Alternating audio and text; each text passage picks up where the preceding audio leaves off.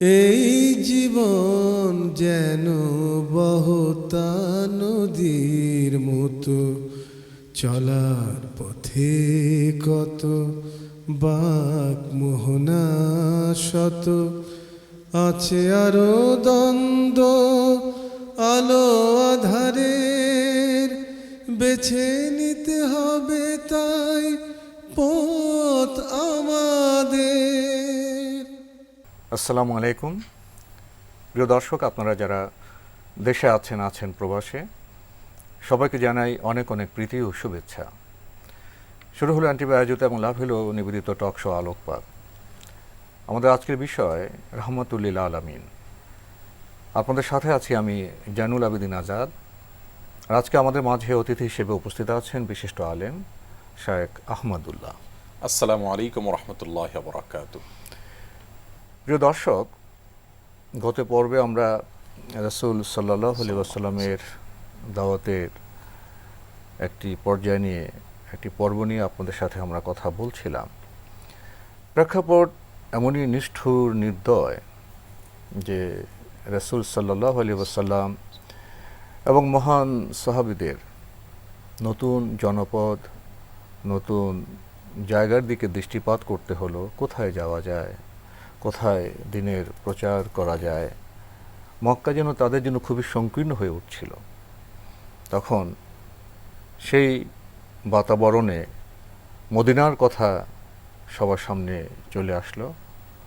মদিনায় হয়তো হিজরত করা যাবে।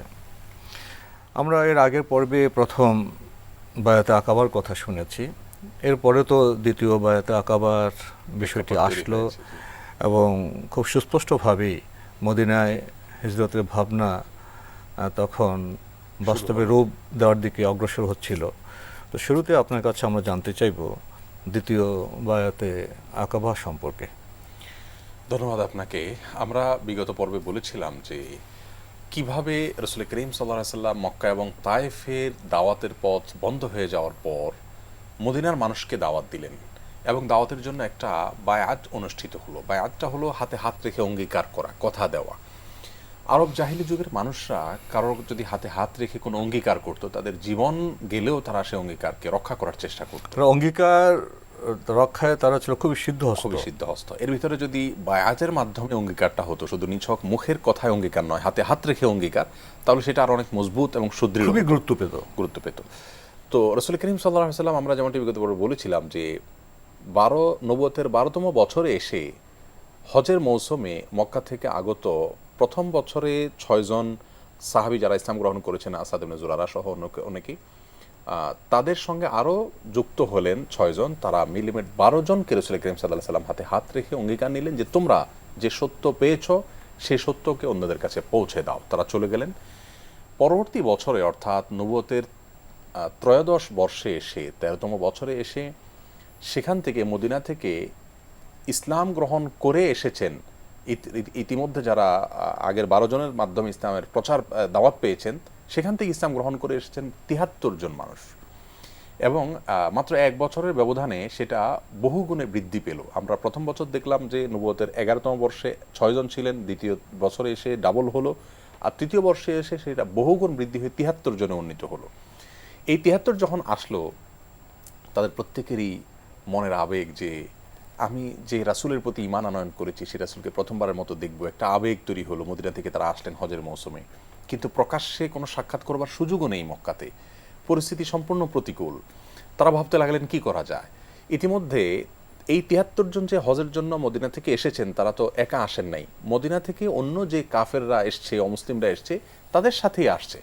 কিন্তু এতটাই সঙ্গোপনে তারা এসেছেন যে কাউকে বুঝতে দেননি যে এই লোকগুলা মুসলিম।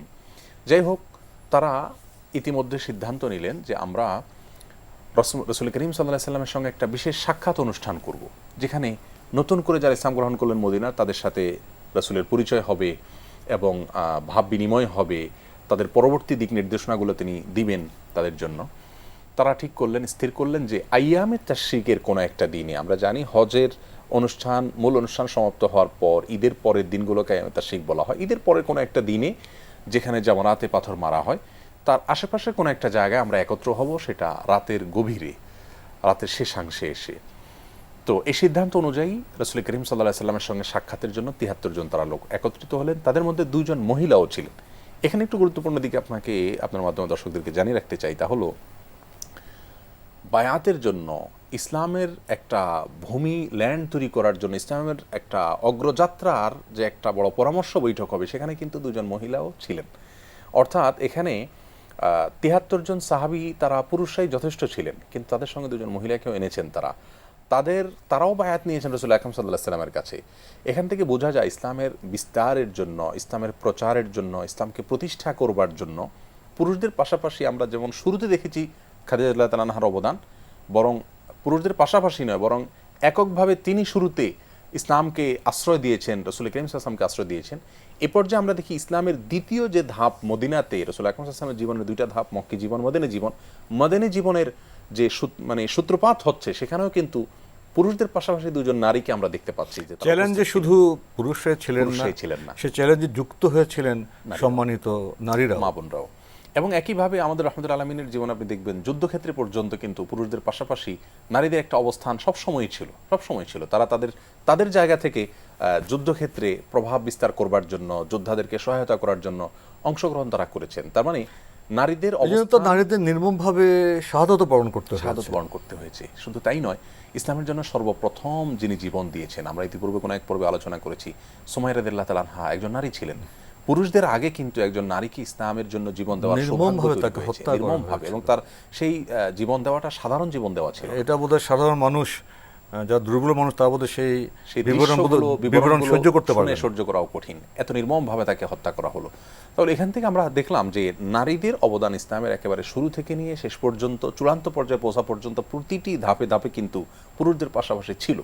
অতএব এখনো আজও যদি আমরা ইসলামকে সামনে নিয়ে যেতে চাই, ইসলামের সৌন্দর্যকে গোটা পৃথিবীতে ছড়িয়ে দিতে চাই, তাহলে পুরুষদের পাশাপাশি নারীদেরকেও তাদের জায়গা থেকে অবদান রাখতে হবে। এবং নারীদের এখানে আনন্দিত হওয়ার একটা সূত্র হলো যে আজ ইসলাম এতদূর এসেছে, সেটা শুধু পুরুষদের কল্যাণে নয়, এখানে আমাদেরও অনেক অবদান। কারণ পুরুষও মানুষ, নারীও মানুষ হিসেবেই তো আমরা সবাই বান্দা হিসেবে অবশ্যই সময়ের সাথে সাথে যে দায়িত্ব অর্পিত হবে সেটা আমাদের পালন করতে হবে।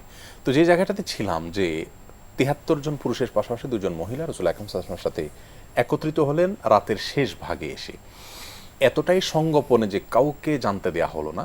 এখানে বলে রাখা ভালো যে মক্কা থেকে যারা হজের জন্য এসেছে, এদের মধ্য থেকে একজন ব্যক্তি ছিল আব্দুল্লাহ ইবনে উবাই ইবনে সালুল, খুব নামকরা চরিত্র, আমরা জানি মুনাফিকদের লিডার বলা হয় তাকে, নেতা বলা হয়।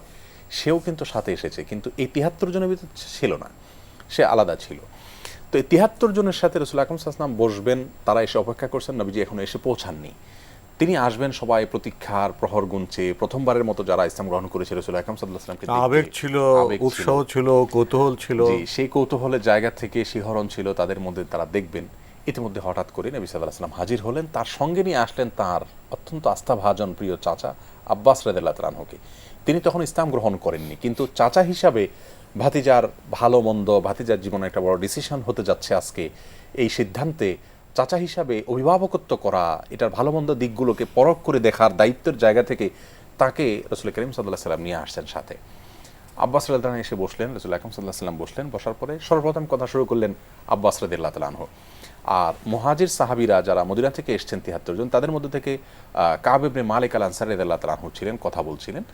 তো আব্বাস রাদিয়াল্লাহু তাআলা শুরুতেই শুরু করলেন যে, দেখো তোমরা জানো যে আমরা মক্কার মানুষরা সম্ভ্রান্ত, এখানে কাবা রয়েছে, আল্লাহর ঘর রয়েছে। এই মুহাম্মদ আমার ভাতিজা, তাকে কিভাবে আমরা তার ধর্মের অনুসারী না হওয়া সত্ত্বেও আমাদের ভাতিজার হওয়ার কারণে তাকে কিভাবে আমরা আগলে রেখেছি, মক্কার দুষ্ট লোকদের নিরাপত্তা দিয়ে রেখেছি, তোমরা দেখেছো। তোমরা এখন প্রস্তাব করছো যে আজকে বৈঠকের মাধ্যমে তাকে তোমরা মদিনায় যাওয়ার প্রস্তাব করবে আনুষ্ঠানিকভাবে। তোমরা তাকে মদিনায় নিয়ে যেতে চাইছো, তোমরা কি জানো এটা কত বড় একটা দায়িত্ব তোমরা নিজেদের কাঁধে তুলে নিচ্ছ? মানে ওনাকে নেওয়ার দায়িত্বটা কি?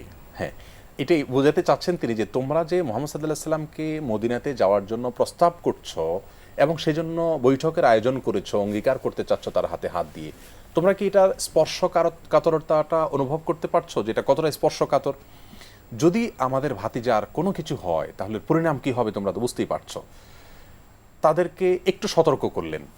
একথা শোনার পর আব্বাস রাদিয়াল্লাহু তাআলা আবারও বললেন যে তোমরা আবারও চিন্তা করে সিদ্ধান্ত নাও, তোমরা কি তোমাদের সিদ্ধান্তে অনড় কিনা, এত বড় রিস্ক নিতে যাবে কিনা।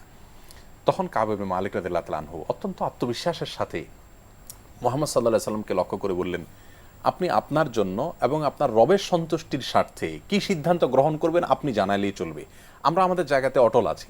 আপনার চাচার কথা আমরা শুনেছি, আপনি শুধু সিদ্ধান্তটা আপনি জানান শুধু আমাদের। সিদ্ধান্তটা আমাদেরকে জানান যে আপনার কল্যাণার্থে এবং আপনার রবের সন্তুষ্টির জন্য আপনি আমাদের সাথে যেতে চান কিনা বা আমাদের প্রস্তাব গ্রহণ করতে চান কিনা, মদিনা যেতে চান কিনা।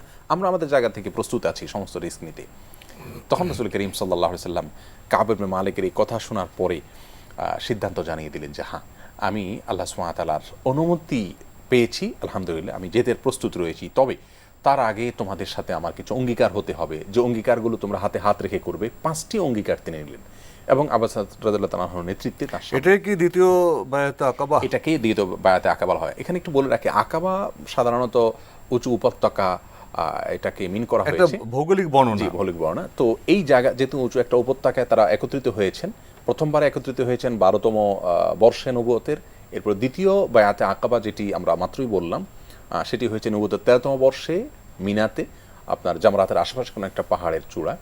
সেখানে তারা একত্রিত হয়েছে, মিটিং করেছেন, বায়াত নিয়েছেন। এটাই হলো আকাবার বায়াত। যাই হোক, এই আকাবার বায়াত গ্রহণ করবার একটা পর্যায়ে এসে পয়েন্টগুলো উঠে আসলো যে কোন কোন পয়েন্টের ভিত্তিতে বায়াত হলো, চুক্তিটা হয়েছে, যে চুক্তির পয়েন্টগুলো কী ছিল।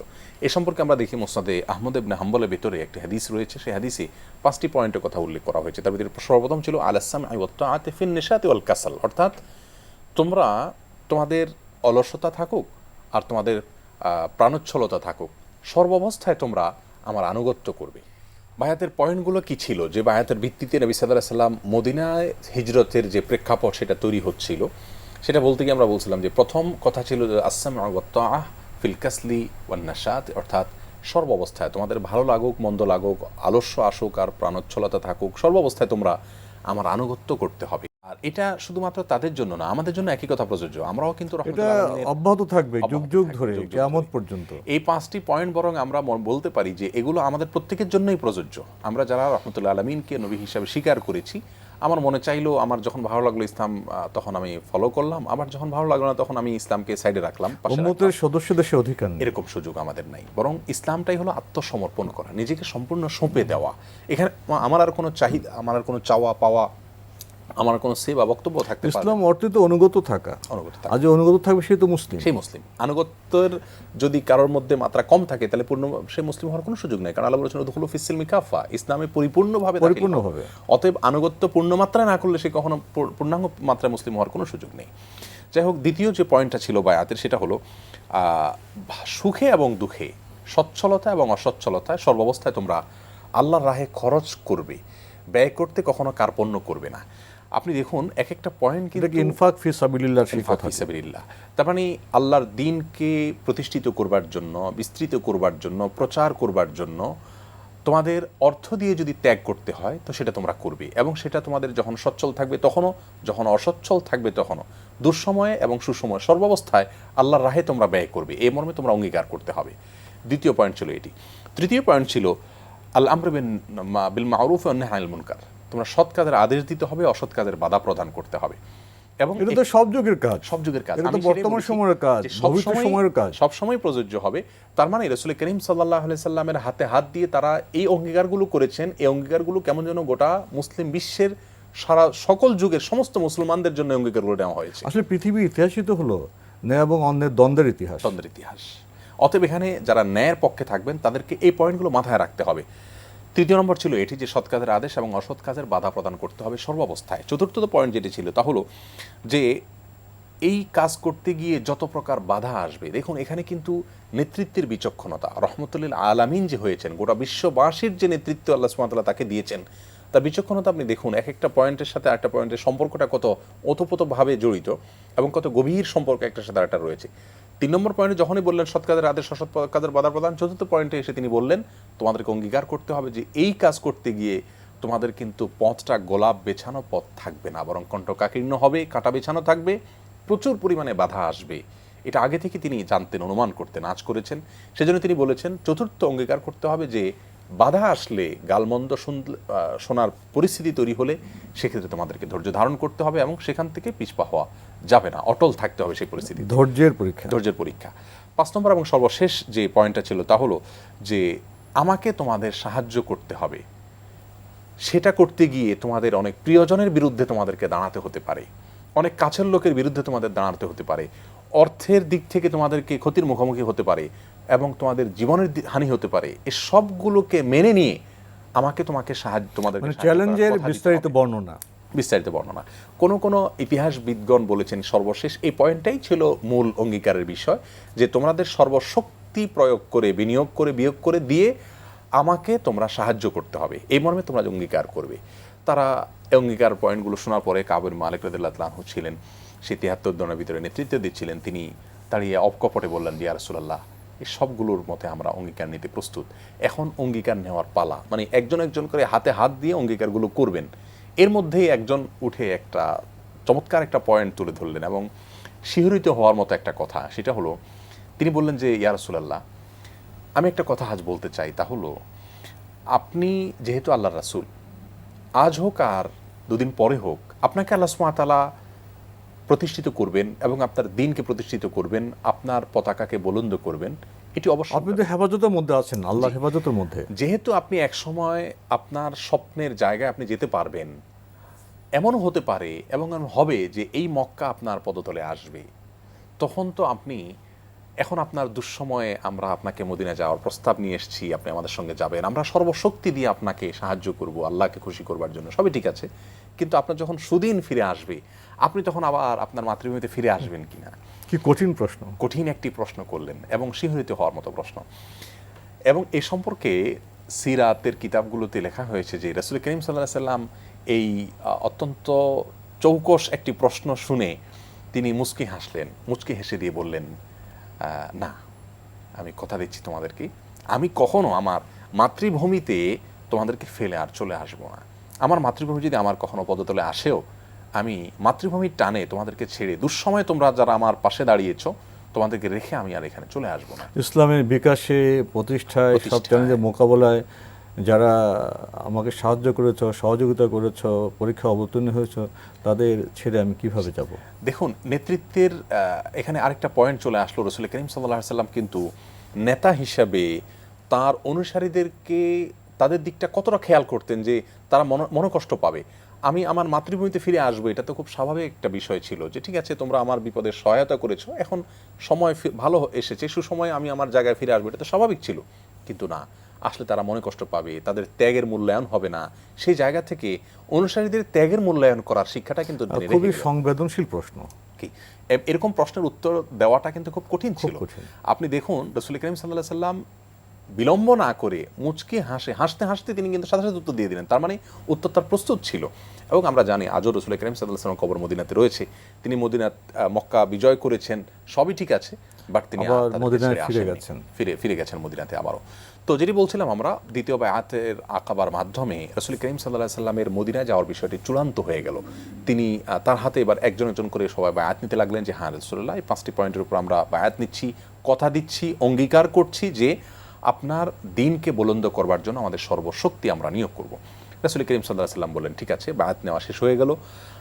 তিনি 73 জনের মধ্যে আবার বললেন যে তোমরা 12 জনের এর মধ্য থেকে একটা উপদল তোমরা বের করো, যাদেরকে নকিব বলা হয়েছে, অর্থাৎ যারা নেতৃত্ব দিবে গোটা ইসলাম মদিনাতে বিস্তারের কাজগুলোকে তারা মনিটর করবেন, পর্যবেক্ষণ করবেন, যারা দাওয়াতের কাছে বুলন্দ করবেন। নকিব তো হবেন যারা সে দাওয়াতকে উচ্চারণ করবেন, পৌঁছে দিবেন। তো এই লোকগুলো 12 জন লোক, ওই 73 জন লোক থেকে পরামর্শ করে তারা বের করে নিলেন এই 12 জন লোককে। তাদের ভিতরে সাদ ইবনে মুআয রাদিয়াল্লাহু আনহু ছিলেন, আসাদ ইবনে জুরার, আরও বড় যারা সিনিয়র ছিলেন তারা ছিলেন। এই 12 জন লোককে আলাদা করার পর নবী সাল্লাল্লাহু আলাইহি ওয়াসাল্লাম তাদের কাছ থেকে আরেকটা বায়াত নিলেন। দেখুন, এখানে নবী সাল্লাল্লাহু আলাইহি ওয়াসাল্লামের কাজগুলো যে কত আপনার বিজ্ঞচিত ছিল এবং কত পরিকল্পিত ছিল, কত গোছানো ছিল, আজ হয়তো 2020-এ এসে আমাদের জন্য এই ধরনের গুছিয়ে কাজ করার অনেক দৃষ্টান্ত আমাদের সামনে আছে। কিন্তু সেই 1400 বছর আগে রাসূল করিম সাল্লাল্লাহু আলাইহি ওয়াসাল্লামের কাজগুলো দেখুন, 73 জনের সাথে অঙ্গীকার নেওয়ার পরে, অঙ্গীকারের পয়েন্টগুলোর ভিতরে কোনো কিছু বাদ নেই, এরপরে আবার আলাদা করে তাদের থেকে নেতৃস্থানীয় 12 জনকে পৃথক করে তাদের থেকে আলাদা অঙ্গীকার নিলেন যে তোমরা আমার প্রতিনিধির ভূমিকায় থাকবে এবং তোমরা পুরো সমাজকে লিড দিবে, নেতৃত্ব করবে। তারা অঙ্গীকার নিলেন। এরপর রাসূল করিম সাল্লাল্লাহু আলাইহি ওয়াসাল্লাম বলেন, দেখো আমি গোটা মুসলিম জাতির জন্য দায়িত্বশীল, আর এ 12 জন হলো আমার পরে মদিনাতে তোমাদের জন্য দায়িত্বশীল। এরপর তিনি তাদের হাতে হাত রেখে তাদের কাছ থেকে আলাদা অঙ্গীকার নিলেন। এর মাধ্যমে একটি সোনালী ইতিহাস রচনা হলো, অর্থাৎ মদিনায় নবী সাল্লাল্লাহু আলাইহি ওয়াসাল্লাম যাচ্ছেন এবং তার সাহাবীরা যাচ্ছেন, এই সিদ্ধান্তটি আনুষ্ঠানিকভাবে হয়ে গেল। এর মাধ্যমে কিন্তু সাহাবীদের মধ্যে যখন জানাজানি শুরু হয়ে গেল বিষয়টি, মানসিক একটা প্রস্তুতি শুরু হতে লাগলো যে আমরা তাহলে হিজরত করছি, এবং যার যার সুবিধা মতো হিজরত শুরু হয়ে গেল। কেউ কেউ এই প্রথম বায়াতে আগবার পরেই, অর্থাৎ এর পরবর্তী বছর যে অঙ্গীকার হয়েছে তারপরেই মদিনা থেকে হিজরত করতে তারা শুরু করলেন। তো এই ছিল মোটামুটি বায়াতে আকাবা সানিয়া বা দ্বিতীয় বায়াত, যেটি আকাবায় হয়েছে মিনাতে, সেটার বিবরণ। এখানে নবী সাল্লাল্লাহু আলাইহি সাল্লামের হাতে তারা হাত রেখে অঙ্গীকার করলেন, এবং অঙ্গীকারের পরে তারা, এখানে বলে রাখা ভালো যে দুজন মেয়ে সদস্য ছিলেন, তারা কিভাবে বায়াত গ্রহণ করলেন। সালাম বিনিময় এবং কুশল বিনিময় যেটা রাসূল করিম সাল্লাল্লাহু আলাইহি ওয়াসাল্লাম, সেটা কিন্তু মেয়েদের সাথেও তিনি করেছেন, এবং প্রয়োজন অনুপাতে ফিতনা থেকে দূরে থাকার জন্য যতটুকু সম্ভব ততটুকু তিনি করেছেন। তো এক্ষেত্রে আমরা দেখি যে দুজন নারী সদস্য যারা ছিলেন বায়াতে আকাবা সানিয়াতে, তাদের কাছ থেকে তিনি মৌখিকভাবে বায়াত নিয়েছেন, অর্থাৎ মুখোমুখি তাদের কাছ থেকে অঙ্গীকারটা নিয়েছেন। এর মাধ্যমে বায়াতের অনুষ্ঠান সমাপ্ত হয়। মৌখিক শপথ, মৌখিক যে অঙ্গীকার, তার মাধ্যমে বায়াতটা হয়েছে। আসলে দ্বিতীয় বায়াতে আকাবার যে 5টি পয়েন্ট আপনি বললেন, এই প্রত্যেকটি বিষয় নিয়ে যদি আমরা আলোচনা করতে যাই, এতই গুরুত্বপূর্ণ, এতই মৌলিক, ঘন্টার পর ঘন্টার সময় চলে যাবে, কিন্তু সময় তো খুব সীমিত। আমাদের ইঙ্গিতেই অনেক কথা বলতে হচ্ছে, আজকেও আমরা সেভাবে শেষ করতে হচ্ছে। শেখ আহমদুল্লাহ, আপনি কষ্ট করে আমাদের স্টুডিওতে এসেছেন, সময় দিয়েছেন, সেজন্য আপনাকে অনেক ধন্যবাদ। আপনাকে অনেক অনেক ধন্যবাদ। প্রিয় দর্শক, আমরা এতক্ষণ দেখছিলাম এনটিভি আয়োজিত এবং লাভ হলো নিবেদিত অনুষ্ঠান আলোকপাত। আমাদের অনুষ্ঠান আপনারা এনটিভি অনলাইনেও দেখতে পারবেন, ভিজিট করুন www.ntvbd.com। এছাড়া ইউটিউবে এবং আমাদের ভেরিফাইড ফেসবুক পেজেও অনুষ্ঠান দেখতে পারবেন। আজকে আমরা দ্বিতীয় বায়াতে আকাবা সম্পর্কে কথা শুনছিলাম। যদি সেই বিবরণটা স্পষ্ট করা যেত, যদি আমাদের ভাষার সীমাবদ্ধতা না থাকতো, যদি প্রাকৃতিক পরিবেশকে আমরা এখানে সুবিন্যস্ত করতে পারতাম, আমরা বিমুগ্ধ হতাম, তন্ময় হতাম, এবং সাহাবাদের যে আবেগ, তাদের যে ত্যাগ তিতিক্ষা, তার আলোকে আমরা উদ্ভাসিত হতে পারতাম। আসুন আমরা পাঠ করি, অনুভব করি, উপলব্ধি করি, যেন আমরাও বর্তমান যুগে সে বায়াতে আকাবার পরিবেশে আছি। তাহলে বোধহয় আমাদের জীবনে আলো আসবে, গতি আসবে। আসুন আমরা সেভাবে ভাবি। প্রিয় দর্শক, মহান আল্লাহ আমাদের সবাইকে নিরাপদে রাখুন, রাখুন শান্তিতে। আসসালামু আলাইকুম। চলার পথে কত বাক মোহনা শত, আছে আরো দ্বন্দ্ব আলো আধারের, বেছে নিতে হবে তাই পথ আমাদের।